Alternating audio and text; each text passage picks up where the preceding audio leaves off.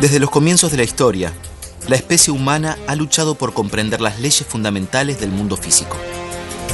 Hemos intentado descubrir las reglas y normas que determinan la naturaleza de los objetos que nos rodean y la relación compleja que tienen con nosotros y entre sí.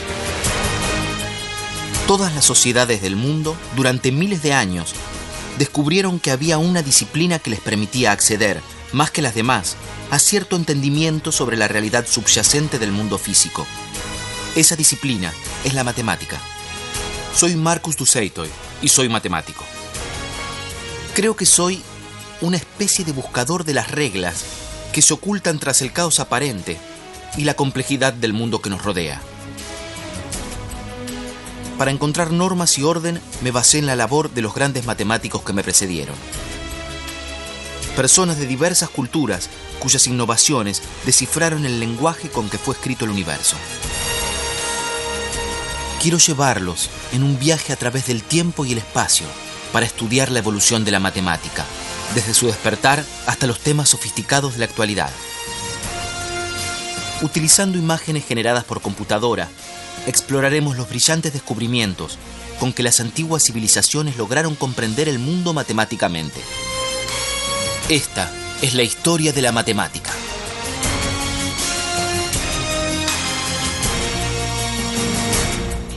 La historia de la matemática.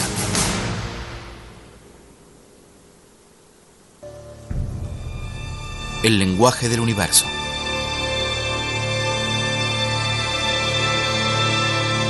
Nuestro mundo se compone de patrones y secuencias. Están a nuestro alrededor. El día se hace noche. Los animales viajan por toda la Tierra en formaciones siempre cambiantes y los paisajes se modifican constantemente. Una de las razones que generaron la matemática fue la necesidad de encontrar una manera de comprender estos patrones naturales. Los conceptos más básicos de la matemática, el espacio y la cantidad, ya están internalizados en nuestras mentes.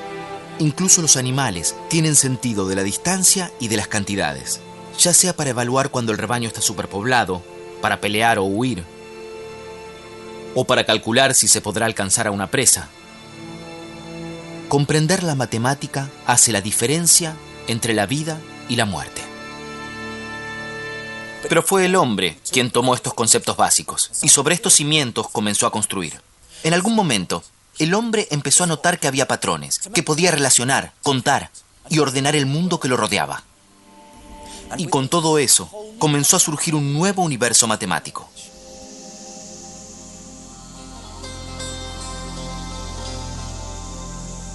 Este es el río Nilo, que fue el sustento de Egipto durante milenios. Estoy aquí porque es aquí donde surgieron algunos de los primeros signos de la matemática tal como la conocemos hoy. La gente abandonó la vida nómade y comenzó a asentarse aquí hace tiempo, desde el año 6000 a.C., donde las condiciones eran perfectas para la agricultura.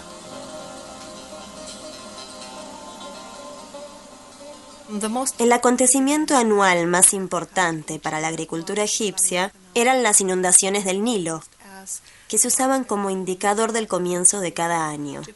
Los egipcios dejaban registro de lo que sucedía en ciertos períodos. Para poder establecer un calendario como este, tendríamos que contar, por ejemplo, cuántos días pasaron entre las fases de la luna o cuántos días pasaron entre dos inundaciones del Nilo. Llevar registro de cada período era esencial, no solo para su manejo de la tierra, sino también para su religión. Los antiguos egipcios que se asentaron a orillas del Nilo consideraban que el dios del río, Hapi, inundaba el río cada año. El dios les traía vida con el agua, y los ciudadanos, a cambio, lo agradecían dándole parte de su producción. Los asentamientos crecían, y se volvió necesario encontrar una forma de administrarlos. Había que calcular las áreas de cultivo, el rendimiento de esos cultivos, y aplicar impuestos. En definitiva, la gente necesitaba contar y medir. Los egipcios utilizaban su cuerpo para medir el mundo, y de esta manera evolucionaron sus unidades de medida. Un palmo era el ancho de una mano, un codo el largo de un brazo desde el codo hasta los dedos. Los codos de tierra eran franjas de tierra que medían 1 codo por 100, y los agrimensores de los faraones los usaban para calcular áreas. Hay una relación muy estrecha entre la burocracia y el desarrollo de la matemática en el antiguo Egipto. Y podemos ver este lazo desde el principio, desde la invención del sistema numérico. A lo largo de la historia de Egipto, en todo el antiguo reino, la única evidencia que hay son los sistemas metrológicos, es decir, medidas para áreas de longitud. Esto señala una necesidad burocrática de desarrollar tales sistemas. Era fundamental conocer el área cultivable de un terreno para sumarle al agricultor los impuestos correspondientes, o, si el Nilo robaba parte de su tierra, poder pedir rebaja. O sea que los agrimensores del faraón a menudo calculaban el área de parcelas irregulares de tierra. Y fue la necesidad de resolver estos problemas prácticos lo que los convirtió en los primeros innovadores matemáticos.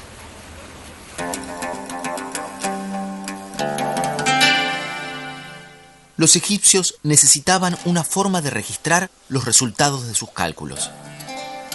De todos los jeroglíficos impresos en los recuerdos para turistas de toda la ciudad de El Cairo, yo buscaba los que representan los primeros números de la historia. Me fue difícil encontrarlos, pero al final lo logré. Los egipcios utilizaban un sistema decimal basándose en los 10 dedos de la mano. El signo para el 1 era una barra, para el 10 un hueso del talón, para 100 un rollo de soga y para 1000 una planta de loto. ¿Cuánto cuesta esta remera? 25 libras esterlinas. 25. Sí, Entonces serían 2 huesos del talón y 5 barras. sí. Y no vas a cobrarme nada de esto, ¿ah? Sí, este sería 1.000.000. Por ¿Un Dios. No, no. Este es 1.000.000. 1.000.000. Sí, es bastante grande. Los jeroglíficos son hermosos, pero el sistema numérico egipcio tenía un defecto fundamental. Los caracteres se usaban aislados. O sea que una marca solo podía representar 1, pero no 100 ni 1000. Aunque se puede escribir 1.000.000 con un solo carácter en vez de los 7 que se suelen usar, si quisiéramos escribir 1.000.000 - 1, el pobre escriba egipcio hubiera tenido que escribir 9 barras, 9 huesos de talón, 9 ruedas de soga y seguir así hasta llegar a un total de 54 caracteres. A pesar de la desventaja de este sistema numérico, los egipcios eran brillantes resolviendo problemas. Esto lo sabemos gracias a los pocos registros que sobrevivieron. Los escribas egipcios utilizaban hojas de papiro para registrar sus hallazgos matemáticos. Este material delicado, hecho de caña, con el tiempo se deterioró y muchos secretos perecieron con él. Pero sobrevivió un documento revelador. El papiro matemático de Rhind es el documento más importante que tenemos hoy para estudiar la matemática egipcia. Tenemos un buen panorama general de los problemas matemáticos que los egipcios tuvieron que enfrentar. También nos explica la forma que usaban para multiplicar y dividir en aquel entonces. Los papiros muestran cómo multiplican 2 números grandes. Pero para ilustrar el método, vamos a usar 2 números más pequeños. Hagamos 3 por 6. El escriba tomaba el primer número 3 y lo ubicaba en una columna. En la segunda columna colocaba el número 1. Y luego duplicaba los números de cada columna. 3 se convierte en 6. Y 6 se convierte en 12.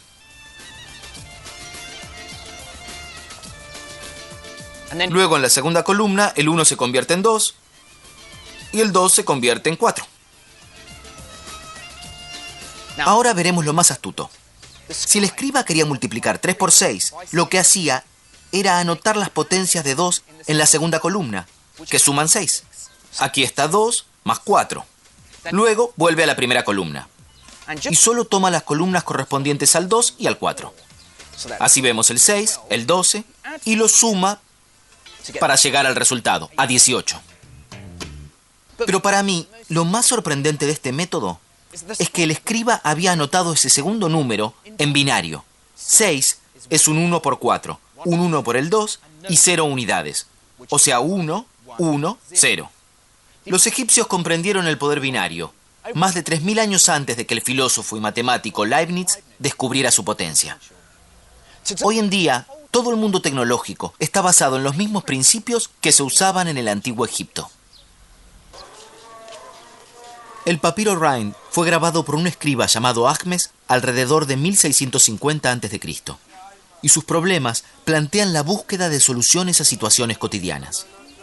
En varios problemas se menciona el pan y la cerveza, porque a los trabajadores egipcios se les pagaba con alimentos y bebidas. En uno se plantea cómo dividir equitativamente 9 panes entre 10 personas, sin que se desate un conflicto. Aquí tengo 9 panes, y voy a cortar 5 por la mitad. Por supuesto, las 9 personas podrían recortar una décima parte de sus panes y dar una rebanada a la décima persona, pero los egipcios encontraron una solución mucho más elegante. A los otros 4 panes los rebanamos en 3. A 2/3 los voy a dividir en 5, y cada parte sería un quinceavo. Cada persona recibe una mitad, un tercio y un quinceavo. A través de esos problemas aparentemente prácticos, se comenzó a ver un desarrollo de las matemáticas más abstractas. Aparecen en escena números nuevos, fracciones. Y poco después, los egipcios exploran la matemática de estos números. Las fracciones tienen una gran importancia práctica cuando alguien quiere dividir cantidades para intercambiar en el mercado. Para registrar estas transacciones, los egipcios desarrollaron la notación, un registro de estos nuevos números. Una de las primeras representaciones de las fracciones provino de un jeroglífico de gran significado místico. Se llama el Ojo de Horus. Horus era un antiguo dios representado como mitad hombre y mitad halcón. Según la leyenda, el padre de Horus fue asesinado por su otro hijo, Set. Horus decidió vengar su muerte. Durante una batalla particularmente feroz, Set le arrancó un ojo a Horus, lo despedazó y lo esparció por todo Egipto. Pero los dioses se apiadaron de Horus. Recogieron cada trozo y rearmaron su ojo. Cada parte del ojo representa una fracción diferente, y cada parte es la mitad de la porción anterior. Aunque el ojo original representaba el total, al ojo restituido le faltaba una 64ª parte.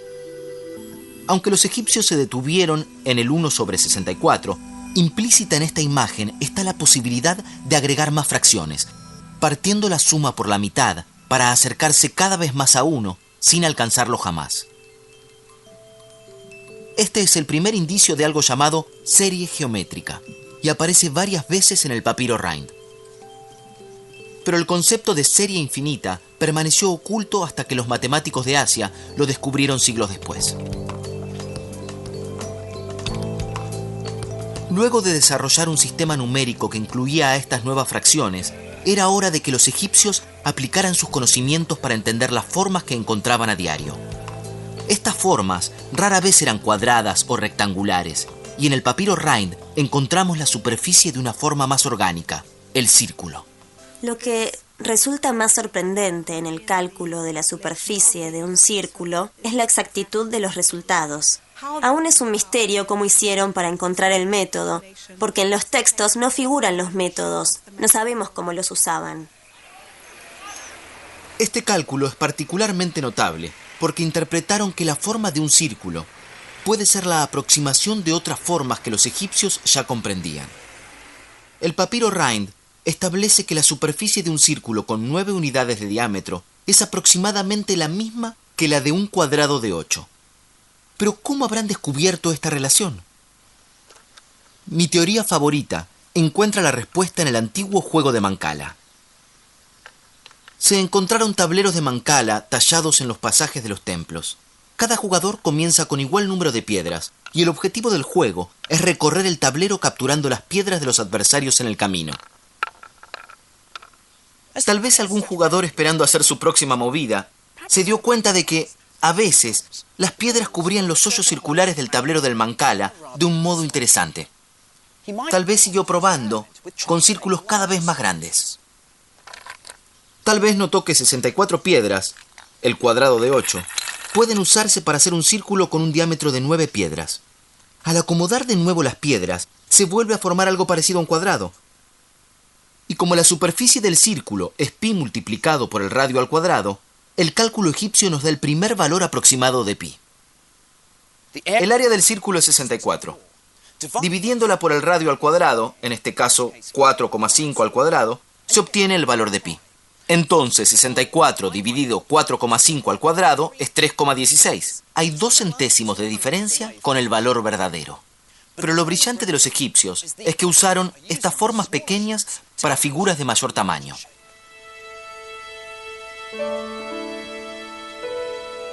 Pero hay un símbolo imponente y majestuoso en la matemática egipcia que aún no hemos intentado desentrañar: la pirámide.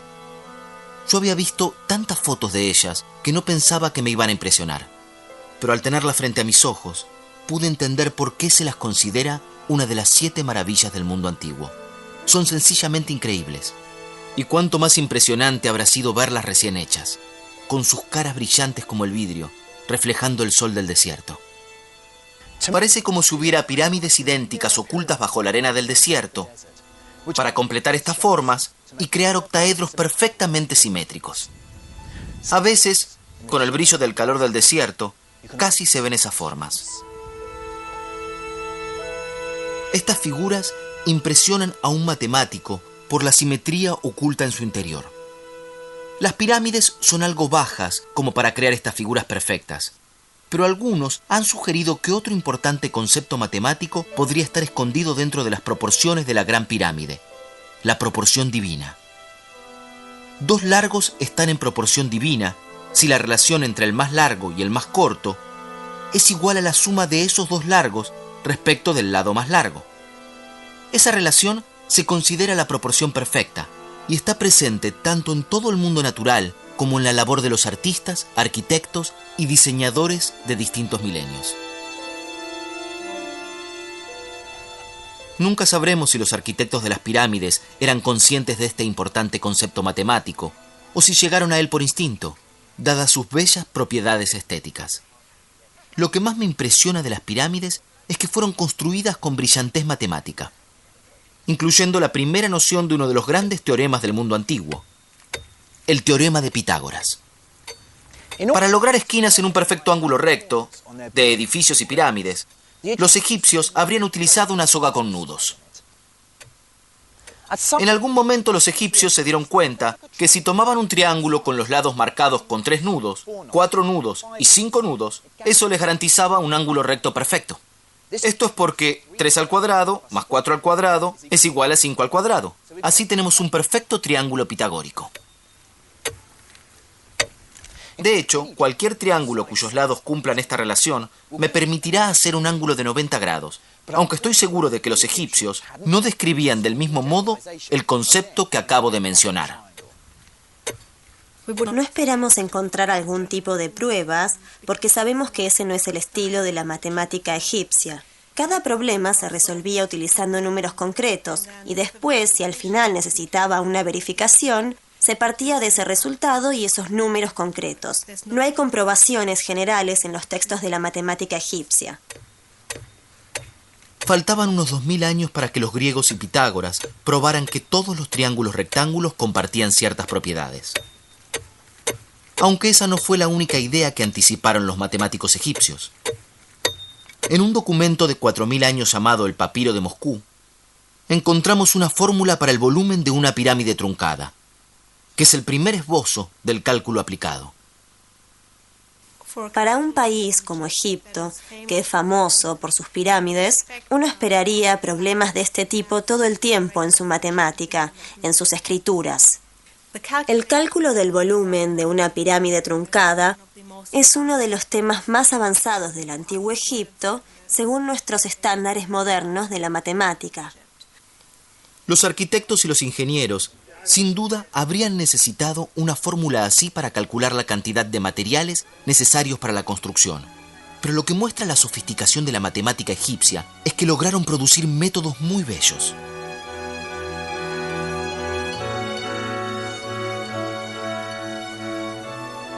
Para entender el desarrollo de su fórmula, comenzaremos con una pirámide cuyo vértice más alto está por encima de otro vértice. Los otros tres se pueden colocar de manera tal como para formar una caja rectangular, de modo que el volumen de la pirámide sesgada es 1/3 del volumen de la caja, o sea, el alto por el largo por el ancho dividido 3. Este razonamiento muestra los primeros indicios del cálculo aplicado, miles de años antes de que Leibniz e Isaac Newton idearan una teoría. Supongamos que podemos cortar la pirámide en rebanadas. Entonces se podrían deslizar las secciones para hacer más simétrica la pirámide que vemos en Giza. Sin embargo, el volumen de la pirámide no varía a pesar de la redistribución de las secciones, o sea que sigue funcionando la misma fórmula. Los egipcios fueron innovadores asombrosos, y es deslumbrante su capacidad para producir nueva matemática. Yo creo que ellos revelaron el poder de la geometría y de los números, y dieron los primeros pasos hacia los fabulosos descubrimientos matemáticos por venir. Pero hubo otra civilización que, en términos matemáticos, competía por igual con Egipto, y de la cual sabemos mucho más.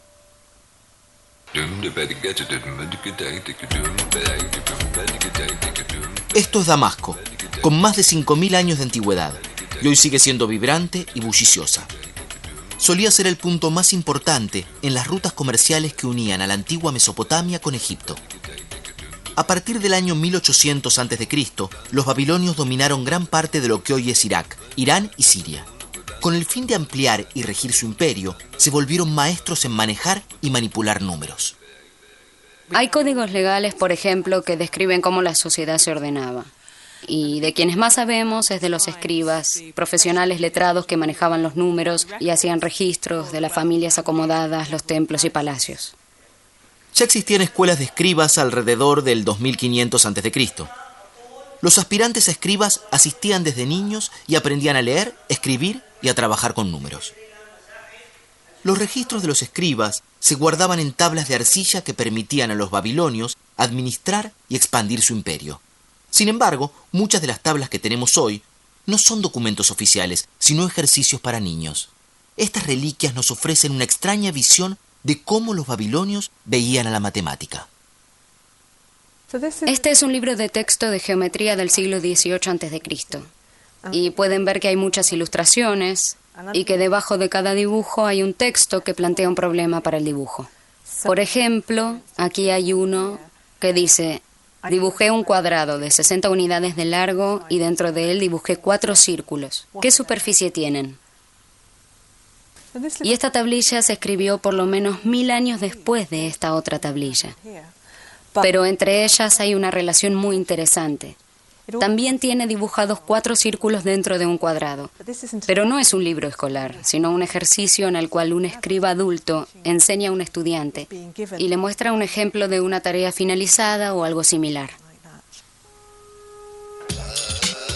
Al igual que los egipcios, los babilonios parecían interesarse en resolver los problemas prácticos relacionados con las medidas y el peso. La solución babilónica a estos problemas matemáticos está escrita como una receta matemática. Un escriba simplemente seguía y registraba un conjunto de instrucciones para llegar a un resultado. Aquí hay un ejemplo de los problemas que resolvían.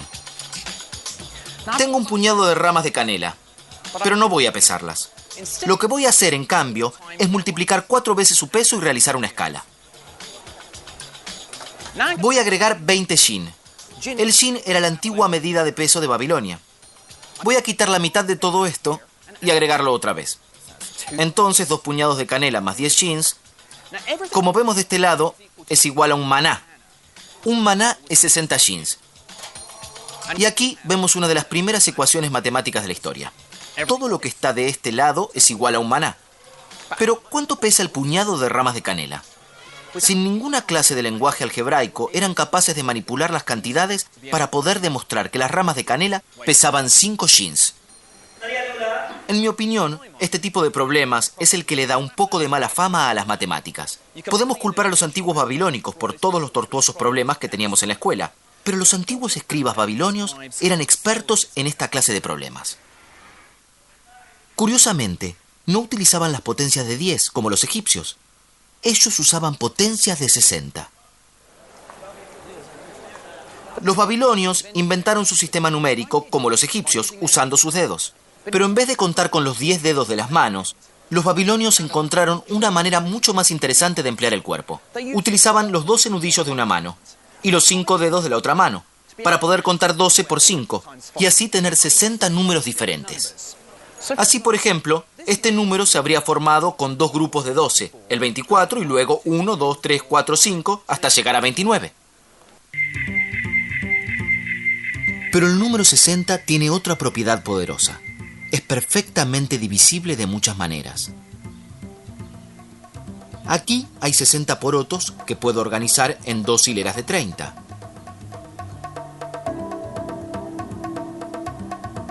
En 3 hileras de 20. En 4 hileras de 15. En 5 hileras de 12. O en 6 hileras de 10. La divisibilidad del 60 convierte a este número en una base perfecta para la aritmética. El sistema de base 60 tuvo tanto éxito que aún hoy utilizamos algunos de sus elementos. Cuando damos la hora, reconocemos unidades de 60, 60 segundos en un minuto, 60 minutos en una hora. Pero la característica más importante del sistema numérico de los babilonios es que otorga valor a la posición. Como con nuestros números decimales, en donde tenemos en cuenta las decenas o las centenas o millares. En el sistema numérico babilonio, los números se cuentan fijando posiciones sobre una base de 60.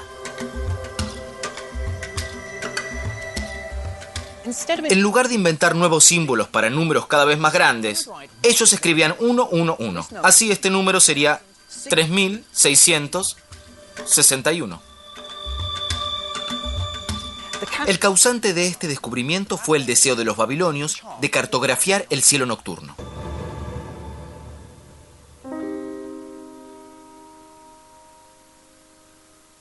El calendario babilonio se basaba en los ciclos de la luna y necesitaba una forma de anotar los grandes números astronómicos. Mes tras mes, año tras año, se registraron estos ciclos. Desde casi el 800 a.C., hay un listado completo de los eclipses lunares. El sistema métrico babilónico era bastante sofisticado en ese momento. Tenían un sistema de medición angular, 360 grados para un círculo completo, y cada grado se dividía en 60 minutos. Y este a su vez se podía dividir en 60 segundos. Tenían un sistema regular de medición que estaba en perfecta armonía con su sistema numérico, y se adecuaba no solo para la observación, sino también para los cálculos. Sin embargo, con el fin de calcular y lidiar con esos grandes números, los babilonios necesitaron inventar un símbolo nuevo. Y al hacerlo, prepararon el terreno para uno de los grandes avances en la historia de las matemáticas: el cero. En los primeros tiempos de los babilonios, para marcar un lugar vacío en medio de un número, tan solo dejaban un espacio en blanco, pero necesitaban una forma de representar la nada con un número. Por eso usaron un signo, como una especie de pausa o un signo de puntuación, y eso comienza a significar 0 cuando está en medio de un número.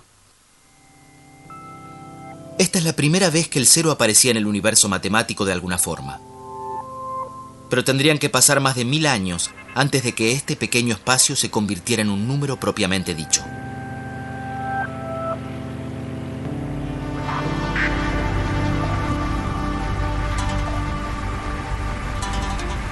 Habiendo establecido un sistema sofisticado de números, fue adaptado al terreno árido e inhóspito de la Mesopotamia.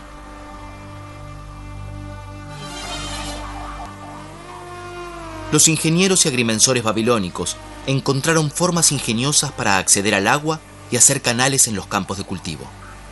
Una vez más, se utilizó la matemática para encontrar soluciones.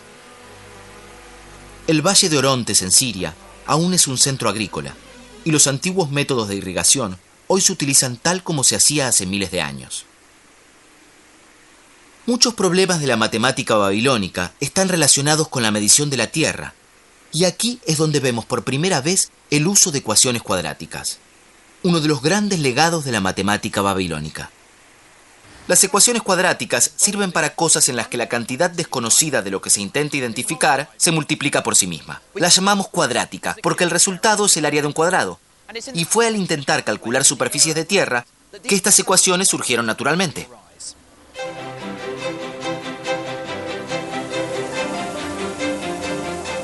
Veamos un problema típico. Si un campo tiene una superficie de 55 unidades y un lado es 6 veces más largo que el otro, ¿cuánto mide el lado más corto? La solución babilónica fue pensar el campo como un cuadrado, separando un tercio hacia el final y moviéndolo de lugar. Ahora nos falta una porción de 3 por 3 que luego se sumará aquí. La superficie del campo tiene ahora 9 unidades más. Por lo tanto, la nueva superficie es de 64 y el lado del cuadrado mide 8. Quien resuelve la ecuación sabe que sumamos 3 de este lado. Por lo tanto, la longitud que buscamos debe ser 5. Tal vez no lo parezca, pero esta es una de las primeras ecuaciones cuadráticas de la historia. En matemática moderna, utilizaríamos el lenguaje simbólico del álgebra para resolver este problema. Pero lo asombroso de los babilonios es que hacían estos acertijos geométricos para hallar el valor sin recurrir a símbolos ni fórmulas. Los babilonios comenzaron a disfrutar de estos problemas y poco a poco se iban enamorando de la matemática.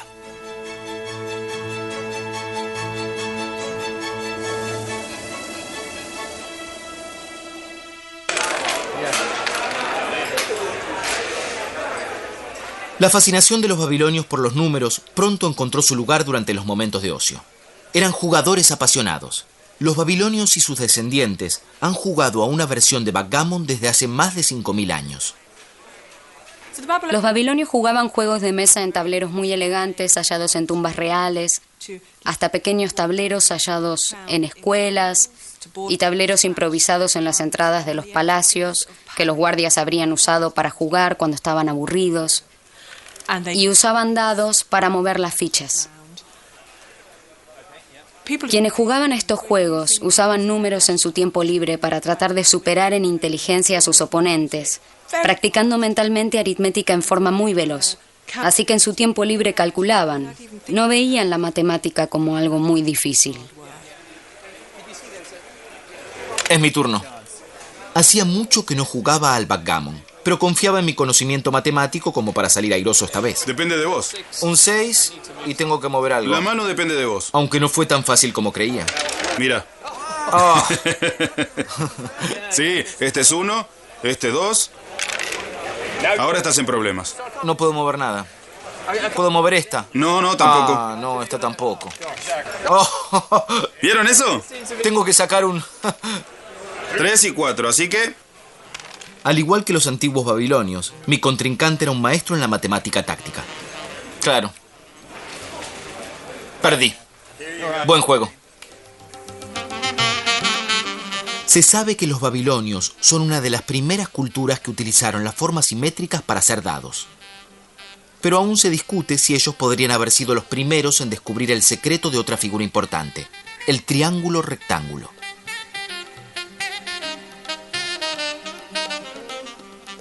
Vimos que los egipcios usaban un triángulo de 3, 4, 5 para trazar un ángulo recto. Pero lo que los babilonios sabían sobre esta y otras formas era mucho más sofisticado aún. Esta tabla es la más famosa y polémica que tenemos, y se llama Plimpton 322. Muchos matemáticos están convencidos de que los babilonios podrían haber conocido las propiedades de los triángulos rectángulos, en donde el cuadrado de la diagonal es igual a la suma de los cuadrados de los catetos, muchos siglos antes de que los griegos lo anunciaran. Esta es una réplica de la tabla más famosa y polémica de Babilonia, la Plimpton 322. Y estos números expresan el ancho o el alto de un triángulo. Esta sería la diagonal. El otro cateto estaría por aquí. Y el cuadrado de esta columna más el cuadrado del número en esta columna es igual al cuadrado de la diagonal. Están dispuestos en un orden, con los ángulos de mayor a menor, con una base muy uniforme, lo que demuestra que alguien tuvo gran conocimiento para poder combinar estos números.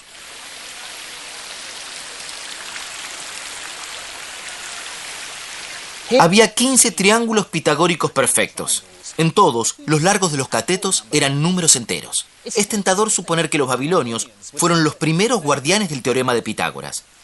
Y esta posibilidad ha fascinado a generaciones de historiadores. pero podría haber una explicación mucho más simple para los conjuntos de 3 números que satisfacen el teorema de Pitágoras.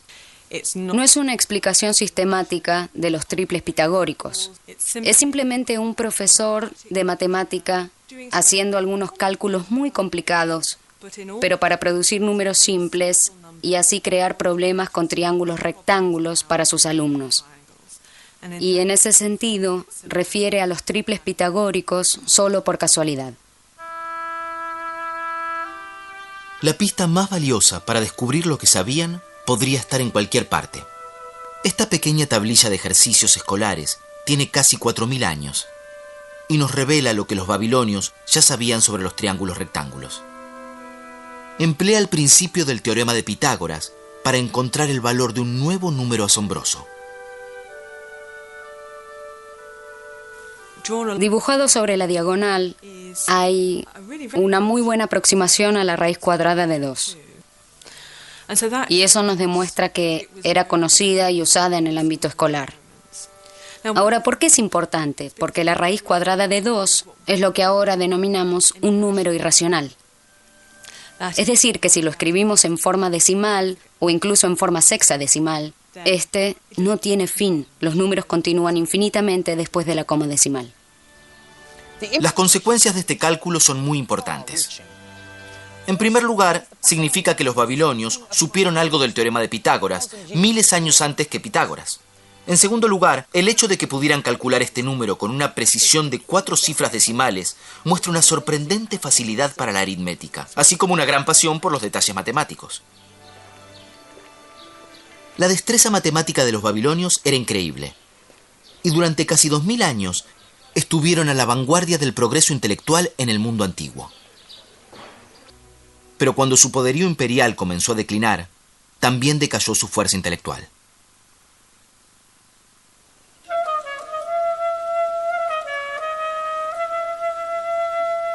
Para el año 330 a.C., los griegos habían extendido su imperio hasta la antigua Mesopotamia. Estamos en Palmera, en el centro de Siria, una gran ciudad en la antigüedad construida por los griegos. Los conocimientos matemáticos necesarios para armar estas estructuras con tal perfección geométrica nos impresionan. Al igual que los babilonios que los precedieron, los griegos tenían pasión por la matemática. Los griegos fueron colonizadores inteligentes. Ellos tomaban lo mejor de las civilizaciones que invadían para incrementar su propio poder e influencia. Y poco tiempo después también hacían sus aportes. En mi opinión, su mayor innovación estuvo relacionada con un cambio de mentalidad. Lo que ellos iniciaron influiría a la humanidad durante siglos. Nos dejaron el poder de la verdad. Ellos decidieron que debían tener un sistema deductivo para su matemática. Y el típico sistema deductivo era comenzar con ciertos axiomas que asumimos como verdaderos. Es como asumir que cierto teorema es verdadero, pero sin demostrarlo. Y usando métodos lógicos y desarrollos meticulosos, con esos axiomas se comprueban teoremas y con esos teoremas se comprueban más teoremas. Es como una bola de nieve. La demostración es lo que le da fuerza a la matemática. El poder de la demostración significa que lo que descubrieron los griegos es tan cierto hoy como hace 2000 años. Para aprender más tenía que dirigirme hacia el oeste, para ir hacia el centro del antiguo imperio griego.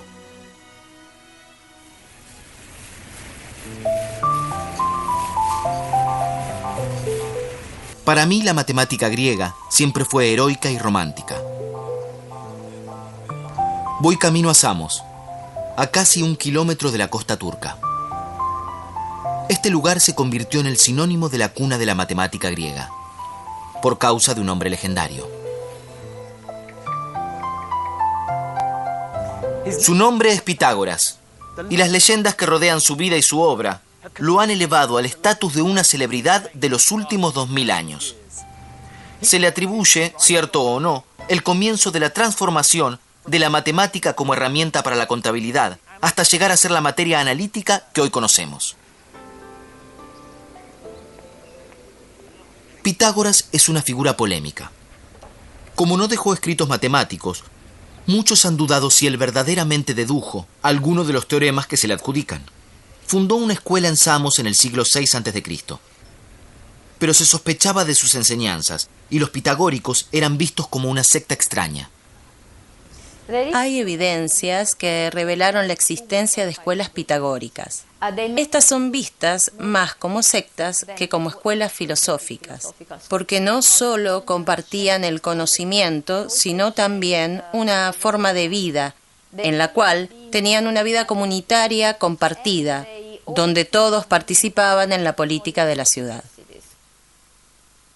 Una característica que era inusual en el mundo antiguo es que se incluía a las mujeres. Pitágoras es sinónimo de revelar algo que no comprendieron ni los egipcios ni los babilonios: las propiedades de los triángulos rectángulos. Lo que se conoce como el teorema de Pitágoras es que en todo triángulo rectángulo, si se agregan cuadrados en todos sus lados, la superficie del cuadrado más grande es igual a la suma de los cuadrados más pequeños.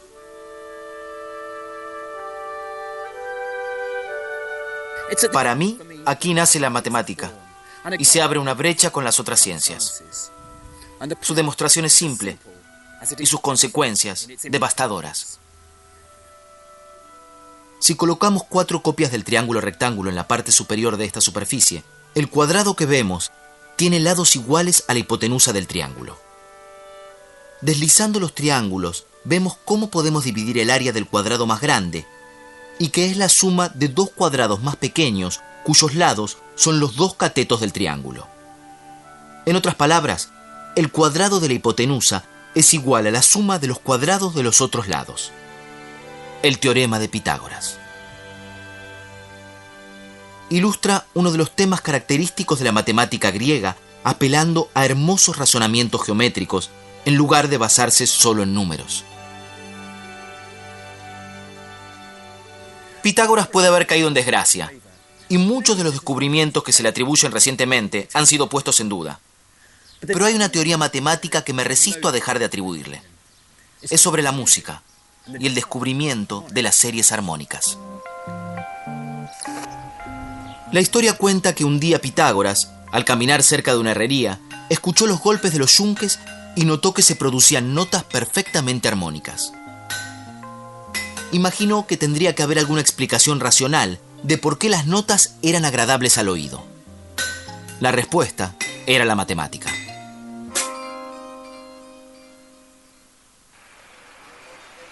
Pitágoras descubrió experimentando con un instrumento de cuerda que los intervalos entre las notas musicales armoniosas siempre eran representados por proporciones de números enteros. Y habría podido construir su teoría de esta manera. Primero, tocando una nota al aire en la cuerda. Luego, a la mitad de su longitud. La nota suena casi igual a la primera nota. De hecho, es una octava más alta, pero la relación es tan fuerte que ambas notas llevan el mismo nombre. Ahora, tenemos un tercio de la longitud. Tenemos otra nota armónica a las 2 primeras. Pero en una cuerda de distinta longitud, esa proporción resultará en una nota disonante.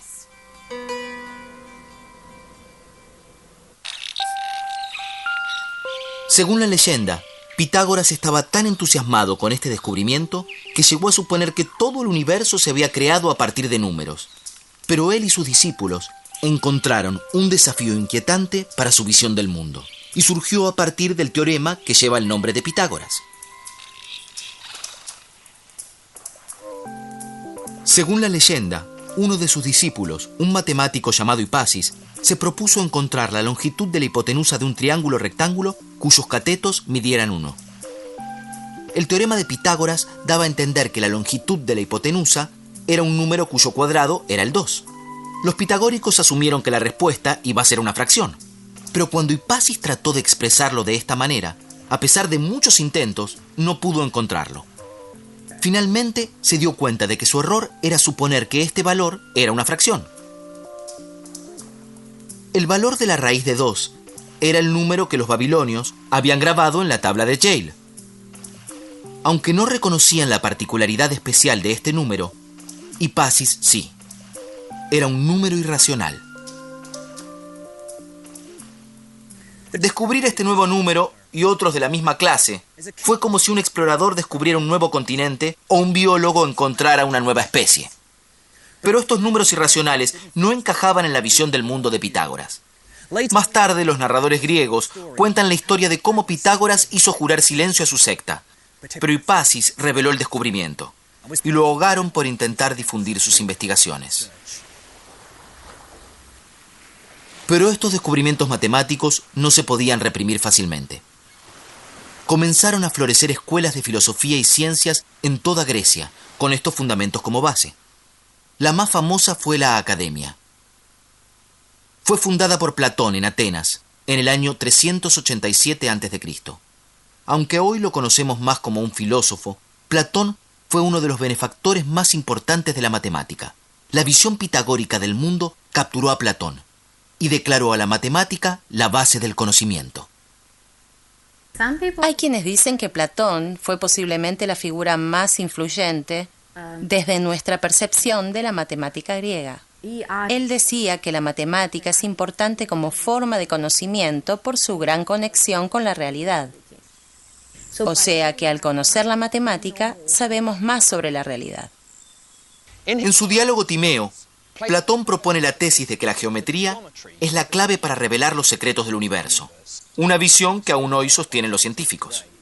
De hecho, la importancia que Platón le otorgaba a la geometría estaba expresada en el cartel que colgaba frente a la Academia: que ningún ignorante de la geometría ingrese aquí. Platón sostenía que el universo se podía cristalizar en 5 formas simétricas regulares. Estas formas, que hoy denominamos sólidos platónicos, son polígonos regulares montados para crear objetos tridimensionales simétricos. El tetraedro representaba el fuego. El icosaedro, hecho con 20 triángulos, representaba el agua. La tierra era el cubo. El octaedro de 8 caras era el aire. Y el quinto sólido platónico, el dodecaedro, compuesto de 12 pentágonos, se reservó para la forma que representaba la visión del universo de Platón. La teoría de Platón sacudió los cimientos existentes y sigue inspirando a matemáticos y astrónomos desde hace más de 1500 años. Además de los descubrimientos realizados en la Academia, los triunfos de la matemática surgían también desde los límites del Imperio griego, y mucho le deben a la herencia matemática de los egipcios y los griegos. Alejandría se convirtió en un centro de excelencia académica bajo las reglas de Ptolomeo en el siglo III a.C., y su famosa biblioteca pronto ganó la reputación de ser la rival de la Academia de Platón. Los reyes de Alejandría siempre estaban dispuestos a invertir en las artes, en la cultura, en la tecnología, en la matemática, en la gramática, porque patrocinar las actividades culturales era una buena forma de evidenciar que tenían mucho prestigio y que eran merecedores de toda su grandeza. La antigua biblioteca y sus contenidos valiosos fueron destruidos cuando los musulmanes conquistaron Egipto en el siglo VII, pero su espíritu aún vive en un edificio nuevo. Hoy en día, la biblioteca sigue siendo un lugar de descubrimientos y estudios. Los matemáticos y los filósofos acudían a Alejandría sedientos de conocimientos y buscando la excelencia. Los patronos de la biblioteca fueron los primeros científicos profesionales y se les pagaba por su devoción a la investigación. Y de todos aquellos pioneros, mi héroe es el enigmático matemático griego Euclides.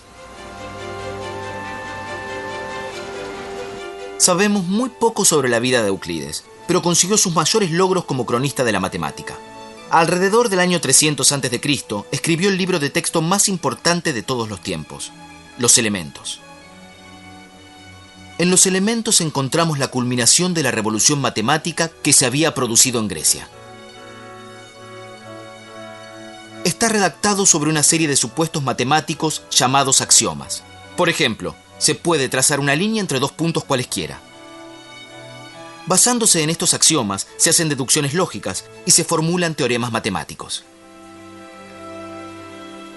Los Elementos contiene fórmulas para calcular volúmenes de los conos y cilindros demostraciones sobre series geométricas, números absolutos y números primos. El punto culminante de los elementos es que determina que hay solo 5 sólidos platónicos. Para mí, este es el último teorema que engloba el poder de la matemática. Una cosa es construir 5 sólidos simétricos, y algo muy distinto es encontrar un hermético y lógico argumento de que no puede haber 6. Los Elementos está contado como una maravillosa novela de misterio lógico, pero se trata de una historia que trasciende el tiempo. Las teorías científicas se derriban de una generación a otra. Pero los teoremas y los elementos son tan válidos hoy como hace 2000 años. Cuando uno se detiene a pensarlo, es asombroso que enseñemos esos mismos teoremas. Tal vez los enseñamos de una manera diferente o los organizamos diferente, pero la geometría euclidiana aún es válida y aún en la más elevada matemática, al hablar en espacios multidimensionales, seguimos usando la geometría euclidiana. Alejandría debe haber sido un lugar de inspiración para los estudiantes de la antigüedad, y la fama de Euclides atraía a más jóvenes intelectuales a este puerto egipcio. Un matemático que disfrutó mucho del ambiente intelectual en Alejandría fue Arquímedes. Se convirtió en un visionario matemático. Los mejores matemáticos griegos siempre estaban extendiendo los límites, proyectándose. Y Arquímedes hizo lo que pudo con los polígonos y los sólidos. Luego se volcó a los centros de gravedad y, más tarde, a la espiral. Este instinto de ver todo matemáticamente es lo que yo considero su mayor legado. Una de las especialidades de Arquímedes eran las armas de destrucción masiva, que se utilizaron contra los romanos cuando invadieron su hogar de Siracusa en el año 212 a.C. También diseñó espejos para aprovechar el poder del sol, para incendiar a las naves romanas. Pero para Arquímedes, estas empresas eran solo pasatiempos geométricos. Tenía ambiciones más elevadas. A Arquímedes le fascinaba la matemática pura, y creía en el estudio de la matemática por sí misma, no para su innoble uso en ingeniería, ni para la sórdida búsqueda del lucro. Una de sus mejores investigaciones de matemática pura fue producir fórmulas para calcular las áreas de figuras regulares. El método de Arquímedes consistía en conseguir formas nuevas utilizando formas ya conocidas. Por ejemplo, para calcular el área de un círculo, lo encerraba dentro de un triángulo. Y luego, al duplicar la cantidad de lados del triángulo, la forma resultante se iba pareciendo cada vez más al círculo. De hecho, a veces nos referimos al círculo como un polígono con infinitos lados. Sin embargo, al estimar el área del círculo, Arquímedes, de hecho, logró un valor para pi, el número más importante de la matemática. Sin embargo, calcular el volumen de los objetos sólidos era la especialidad de Arquímedes. Encontró la forma de calcular el volumen de una esfera rebanándola y pensando en cada corte como un cilindro. Luego, sumó los volúmenes de los cortes para lograr un resultado aproximado para el volumen de la esfera. Pero su genialidad fue preguntarse qué sucedería si se realizaban cortes cada vez más delgados. En el límite, la aproximación se convierte en un cálculo exacto.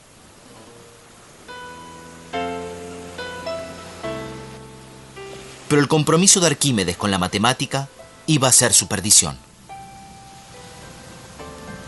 Arquímedes estaba contemplando un problema sobre unos círculos dibujados en la arena, cuando un soldado romano se acercó a él.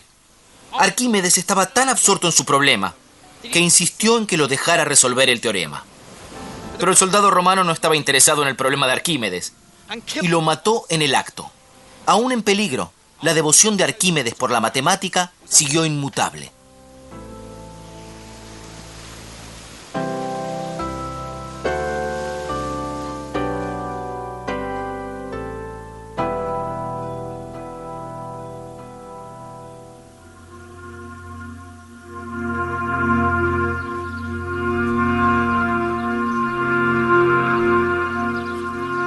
A mediados del siglo I a.C., los romanos reforzaron el control sobre el antiguo imperio griego. No estaban tan impresionados por la belleza de la matemática, sino más bien por sus aplicaciones prácticas. Esta actitud pragmática marcó el principio del fin para la gran biblioteca de Alejandría. Pero una mujer matemática estaba decidida a preservar vivo el legado de los griegos. Hipatia fue excepcional. Mujer, matemática y pagana en medio de un difícil y cristiano imperio romano. Hipatia era muy prestigiosa y muy influyente en su tiempo. Fue maestra de muchos estudiantes y muchos seguidores. Ella tuvo una gran influencia política en Alejandría. Así que esta combinación de alto conocimiento y de alto prestigio dentro de la sociedad fue lo que la convirtió en una figura sumamente odiada por la mafia cristiana.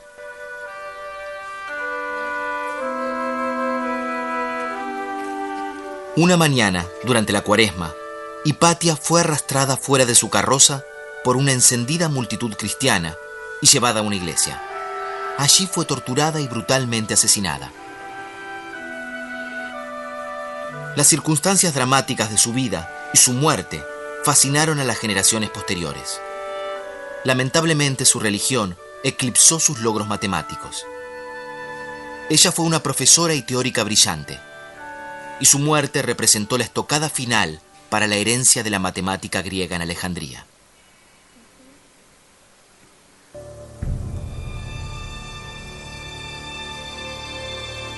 Mis viajes me han llevado a una travesía fascinante para descubrir la pasión y las innovaciones de los primeros matemáticos del mundo. Sobre los descubrimientos de los antiguos pioneros de Egipto, Babilonia y Grecia, yacen los cimientos que hoy sustentan mi búsqueda. Pero este es solo el comienzo de mi odisea matemática. El siguiente tramo de mi viaje me llevará a Oriente, a las profundidades de Asia, donde los matemáticos alcanzaron niveles aún mayores al buscar el conocimiento. Y con esta nueva era surgió un nuevo lenguaje de álgebra y números que podrán ver en el siguiente capítulo de la historia de la matemática.